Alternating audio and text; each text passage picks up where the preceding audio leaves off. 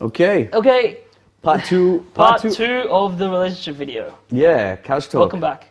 Welcome back. So I guess what I wanted to say is the distinction that I made, that I found, because I dated probably 12, 15 women in the last 18 months, right? Whoa. And when I say dated, I've been on a date with them. I didn't actually have a relationship with them. A lot of them are just first dates, second dates, and then nothing after that. Realize there's a term called ghosting. You like somebody and then they just disappear on you on Tinder. That's called ghosting. You heard of this term? No, never heard of it. Oh. I don't use Tinder. Oh, right. Yeah, he doesn't need Tinder. He doesn't need Tinder. No. I didn't need Tinder and all the just single have it ladies. around. Yeah. That's why he's making videos. He's going to put it on shadi.com because he likes those Indian girls. Ashwarya Rai lookalikes, please apply within. But yeah, what I've realized is that in a relationship, you've got the lover and you've got the spouse. Yeah. So the lover, and I haven't come up with this theory, it's my NLP teacher, Rob Whitewood, he kind of thought about this. So I'm not going to take credit for that. But the model seemed to work for me. When you first meet someone, they're the lover. Okay. And you usually get attracted to them because you're always doing things that please the senses. You know, like the honeymoon stage. The honeymoon stage, and let's not term it the honeymoon stage. Let's just term it the lover, because when you're lovers, think about it. It's about you go on a date, you eat good food, you taste amazing food. Yeah, you pay for all the dinners.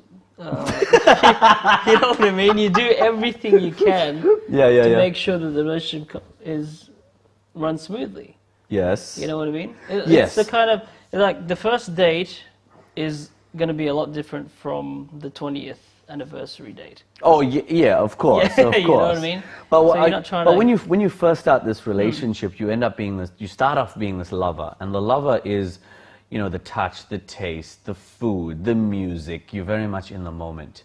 It's like you're in the crazy state. Yeah, the crazy state. It's that chemistry, and it's like, you know, the Kama Sutra. Kama meaning, you know, the Sanskrit word for sensual, and Sutra I think means secrets. Secret. So you've got the Kama Sutra, which is about that sensual lover part of you, in the moment.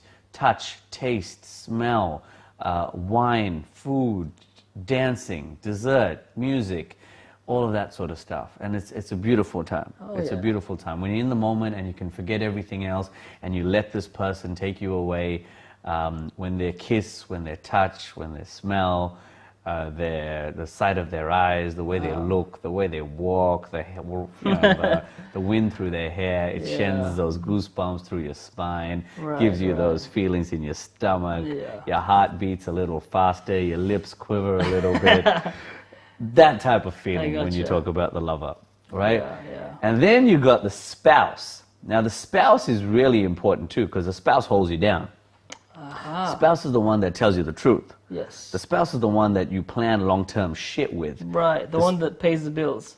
Yeah, pays the bills, takes the grocery shopping out, looks after the kids. Washes the dishes.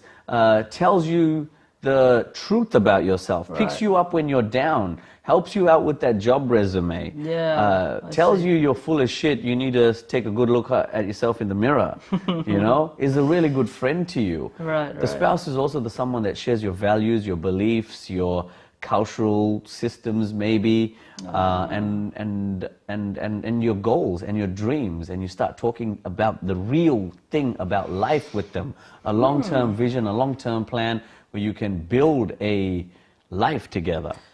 Yeah. So the difference really is that that whole notion of lust versus love, right? Well, yes and no. Yes and no, right?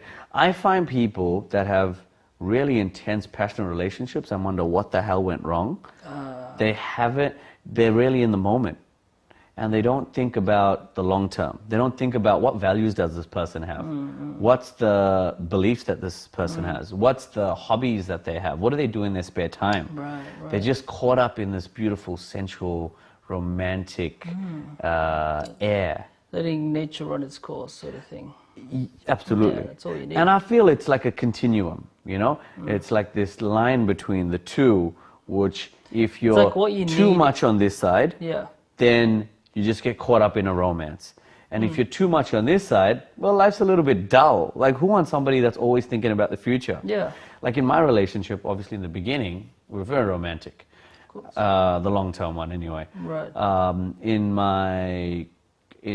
But as time went on and we got married and You're comfortable.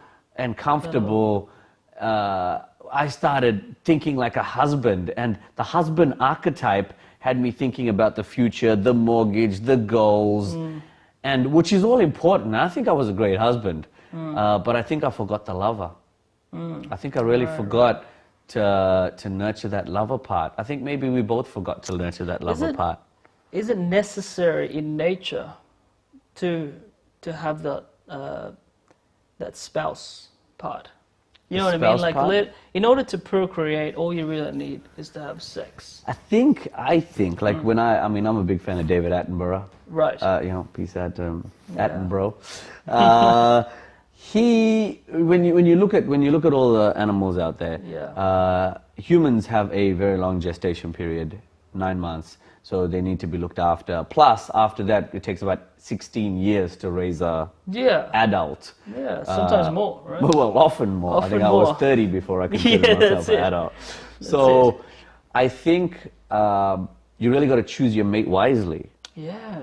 Like if you're going to have kids with someone for 18 years, 20 years, and raise this family with values and strong ethics. It's almost for life. It's like your kid is going to be your husband or your wife's DNA.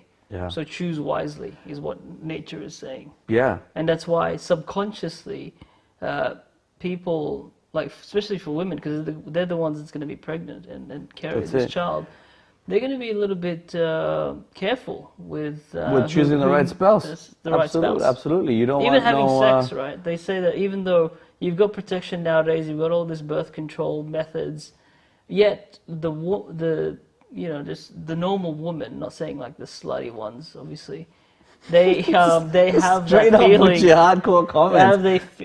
Like the ones that are just very loose with their morals, but the ones that are somewhat the median, they are afraid of they're